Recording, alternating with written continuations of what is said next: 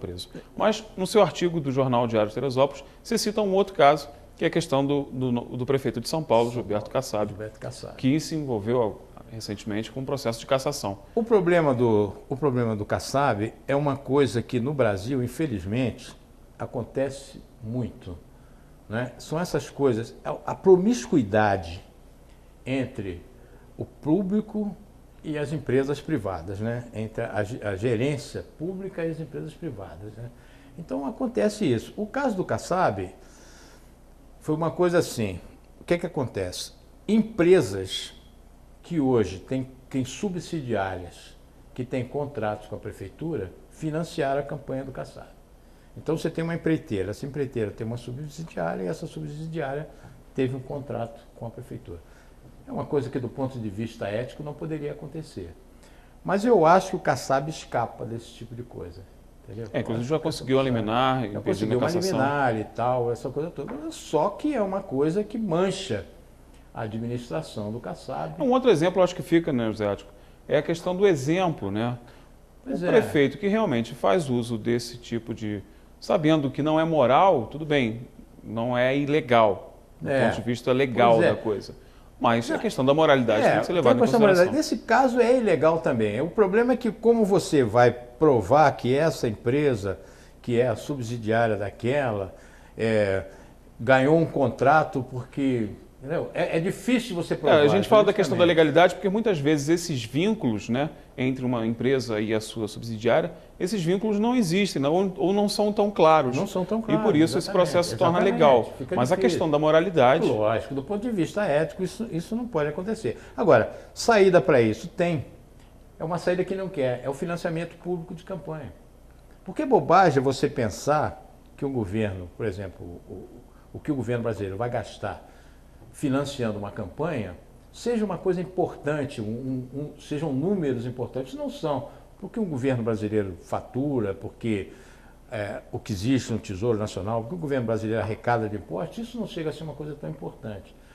Agora, isso é uma coisa que dificilmente vai acontecer, dificilmente o Congresso vai aprovar qualquer coisa nesse sentido, porque isso seria uma reviravolta total na política.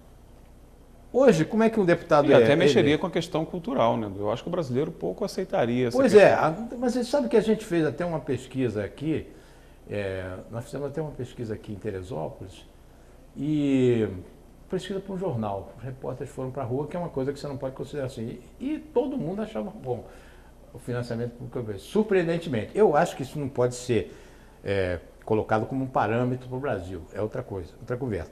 Mas isso seria uma maneira. Por que não funciona? Por que ninguém vai aprovar isso? Porque como é que é eleito um deputado? Bom, um grupo de pessoas, empresas, e esse deputado, logicamente, está amarrado à indústria farmacêutica. Há um segmento, do empresariado. Os ruralistas, essa coisa toda. Né? Se não deixa assim, quem é que vai ser eleito? Né? Aí a eleição vai ser uma coisa completamente diferente. Eu acho que isso nunca vai passar. Mas, embora você possa dizer, bom, mas mesmo que haja financiamento de campanha, sempre vai haver distorções. Claro que vai, mas seria uma coisa menor, entendeu? Mas isso é uma coisa que a gente pode perder as esperanças que não vai acontecer. As coisas continuarão como estão. Mas a nossa legislação eleitoral tem encaminhado para um processo de esclarecimento, de maior visibilidade dos processos. Se você ver uma eleição hoje no Brasil e uma eleição, por exemplo, no começo do século passado, é uma coisa totalmente diferente. Né? E o nosso processo democrático também é relativamente jovem.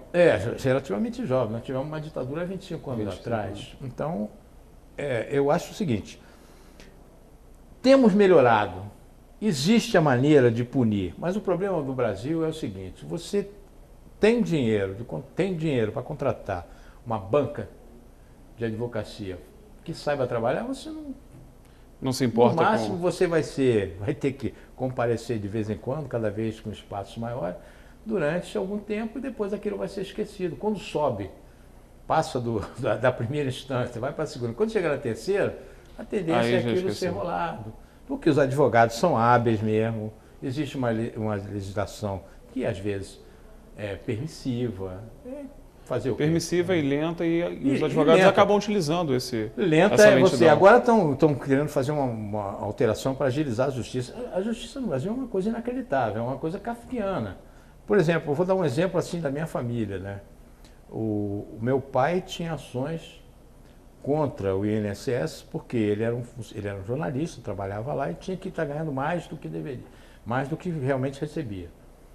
Meu pai morreu, essas ações ficaram para minha mãe. Minha mãe morreu e essas ações estão aí. Quer dizer, tem 30 anos que essa coisa está aí, de um lado para o outro. Quase inacreditável, né? Que a justiça leve 30 anos para então, chegar a uma conclusão. A pessoa que será... Como é que você pode chamar isso de justiça se a pessoa que é o beneficiário de uma ação no qual ela está com razão, porque afinal de contas você ganha. O cara morre a ação, não recebe nada. E acaba não usufruindo do seu direito. Bom, Zé Ático, vamos falar um pouquinho do seu blog, para encerrar. E como é que está o blog? O blog, para ele se tornar realmente, da outra vez que eu vim aqui, o blog estava um nível mais amadoresco. Para ele se tornar realmente profissional, eu estou montando uma firma, contratei um web designer para redesenhar o blog todo. Então, hoje, data de hoje, ele deve ter os primeiros sinais, ou seja, eu estou voltando a postar matérias diárias entre hoje e amanhã. Vamos ver. Então, todos esses assuntos aí envolvendo a política nacional, política local. Política local. Tem uma parte também de ficção, que é uma coisa que eu gosto de fazer. Legal. Eu sempre, há muitos anos que eu faço isso, que eu escrevo contos, essas coisas, crônicas e alguma coisa de ficção, né?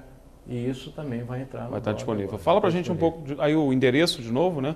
Pra gente poder fixar. Blog do José Ático, esse Ático é com 2 T's e não tem acento. blogdojoseático.com.br www.blogdojoseático.com.br Esse José Ático, blog do José Ático é tudo junto. Tudo junto, né?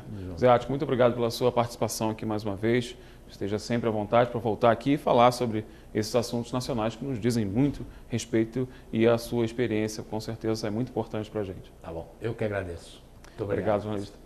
Bom, esta edição do Jornal Diário fica por aqui. Nos encontramos novamente na próxima edição, na segunda-feira.